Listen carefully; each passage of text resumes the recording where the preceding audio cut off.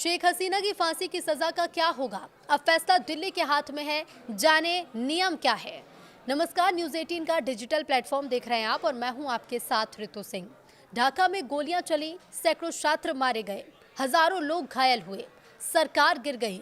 प्रधानमंत्री शेख हसीना ने बांग्लादेश छोड़ दिया और भारत में पनाह ली।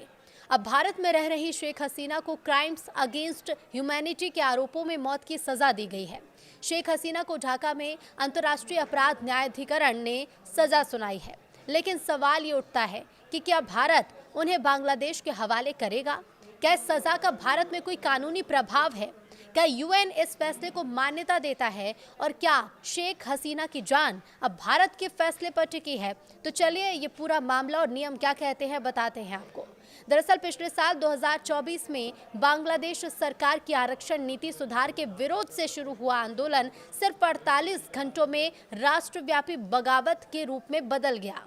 कुछ रिपोर्ट के मुताबिक इस आंदोलन में 1200 से 1400 के करीब लोगों की मौत हुई, 20,000 से ज्यादा लोग घायल हुए, 8,000 से ज्यादा छात्रों की गिरफ्तारी हुई और 23 दिन तक सोशल मीडिया ब्लैकआउट रहा। अंतर्राष्ट्रीय मीडिया में इसे बांग्लादेश का लार्जेस्ट सिविलियन अपराइजिंग कहा गया। सरकार के दमन अभियान के बाद फिर सेना तटस्थ हो गई और संसद भी भंग हुई। हालात बिगड़ते देख अगस्त 2024 में शेख हसीना देश छोड़कर भारत पहुंची। भारतीय सुरक्षा एजेंसियों ने उन्हें ऋणात्मक सुरक्षा कवच मुहैया कराया, यानी उनका ठिकाना गोपनीय रखा है, लेकिन सुरक्षा सरकारी मिली है। ICT 1 का मुकदमा और मौत की सजा। तो 17 नवंबर को सजा सुनाते हुए बांग्लादेश की इंटरनेशनल क्राइम्स ट्रिब्यूनल 1 यानी ICT 1 ने 3 अभियोगों का हवाला दिया। प्रदर्शनकारियों पर हवाई हमले की मंजूरी, शहरी इलाकों में एयर टारगेटिंग ऑपरेशन का आदेश, मानवाधिकारों का बड़े पैमाने पर उल्लंघन। अदालत का निष्कर्ष था कि राज्य के सुरक्षा बलों का इस्तेमाल युद्ध जैसे अभियान के लिए किया गया। शहरी नागरिक जनसंख्या को दुश्मन के तौर पर चिन्हित किया गया। अभियोजन पक्ष ने कथित कॉल रिकॉर्डिंग पेश की, जिसमें हसीना को ये कहते सुना गया कि मेरे खिलाफ दर्ज केस मुझे मारने का लाइसेंस देते हैं। ICT 1 ने इसे क्राइम्स अगेंस्ट ह्यूमैनिटी की श्रेणी मानकर सजाए मौत सुनाई है। ये राजनीतिक हटाओ अभियान है, न्याय नहीं। इस पर शेख हसीना ने यही बयान दिया कि ये राजनीतिक हटाओ अभियान है, ये न्याय नहीं है। उन्होंने अपने खिलाफ आए मौत की सजा के फैसले के बाद ये प्रतिक्रिया दी। कुछ रिपोर्ट और बयानों के मुताबिक शेख हसीना जो वर्तमान में भारत में हैं, उन्होंने बांग्लादेश के अंतरिम प्रशासन द्वारा स्थापित इंटरनेशनल क्राइम्स ट्रिब्यूनल 1 को पक्षपातपूर्ण और राजनीति से प्रेरित बताया है। उन्होंने इसे कंगारू कोर्ट और अपनी अवामी लीग पार्टी को राष्ट्रीय चुनाव में भाग लेने से रोकने के लिए राजनीतिक अभियान का हिस्सा बताया।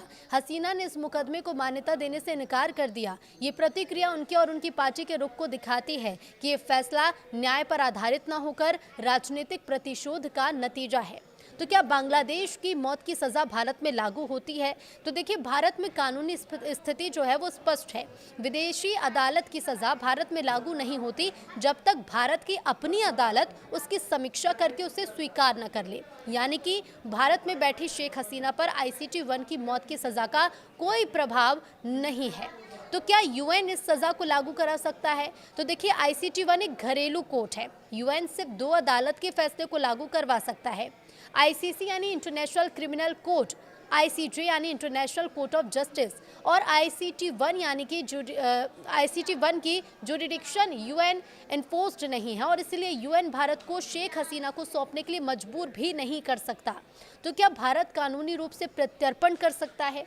तो भारत बांग्लादेश में एक्स्ट्राडिशन ट्रीटी मौजूद है, लेकिन भारत का कानून प्रत्यर्पण पर 3 सुरक्षा फिल्टर लागू करता है, जिनकी अलग अलग शर्तें हैं। शर्तें क्या है वो भी बताते हैं। तो देखिए, राजनीतिक प्रतिशोध का जोखिम हो तो प्रत्यर्पण रोका जा सकता है।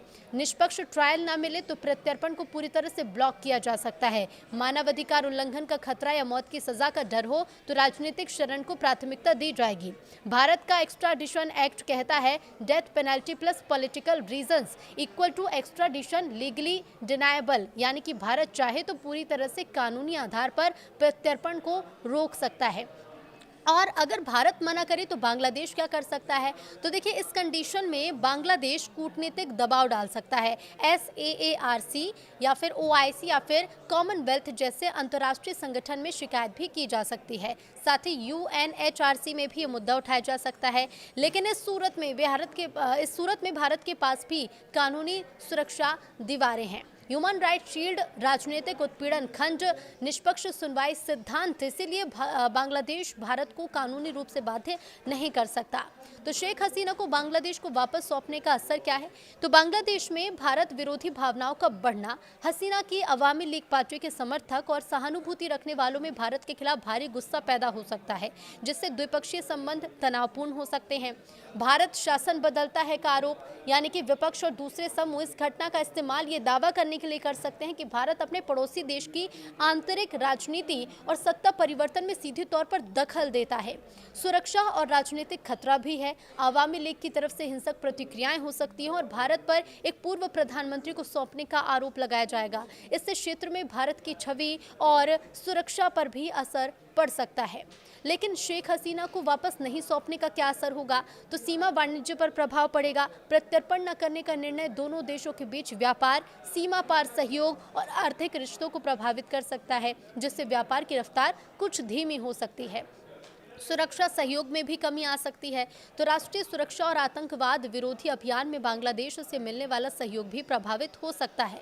बांग्लादेश का चीन की तरफ झुकाव ये सबसे बड़ा भू राजनीतिक जोखिम है कि अगर भारत सहयोग नहीं करता है तो बांग्लादेश चीन के करीब जा सकता है, जो भारत के रणनीतिक हितों के खिलाफ होगा और क्षेत्र में चीन के प्रभाव को बढ़ाएगा।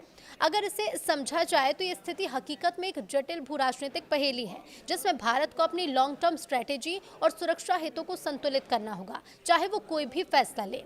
भारत का संभावित रास्ता क्या हो सकता है वो भी हम आपको बताते हैं।